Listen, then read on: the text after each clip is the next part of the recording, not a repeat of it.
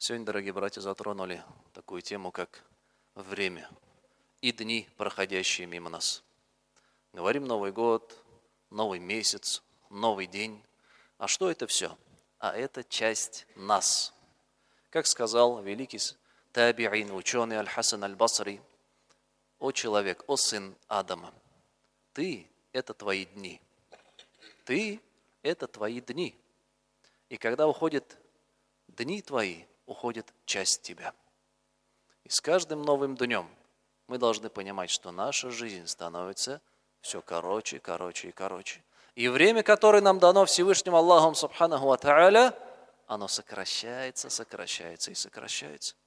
И близится тот день, когда мы предстанем перед Всевышним Аллахом Субханаху ва Тааля и будем держать ответ.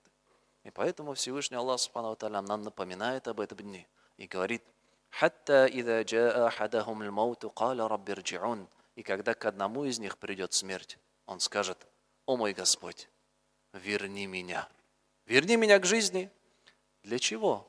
«Ла'алли а'малу салихан фима таракт». Я непременно буду совершать благие дела, которые я упустил. Непременно буду совершать. Но что говорит Аллах? «Калля». Нет.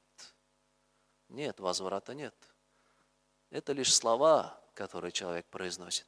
А до самого судного дня их отделит преграда. Следовательно, вернуться и что-то исправить будет нельзя. Человеку дан лишь один шанс, одно время, одна жизнь, когда он может повлиять на свое будущее в следующей жизни в ахирате.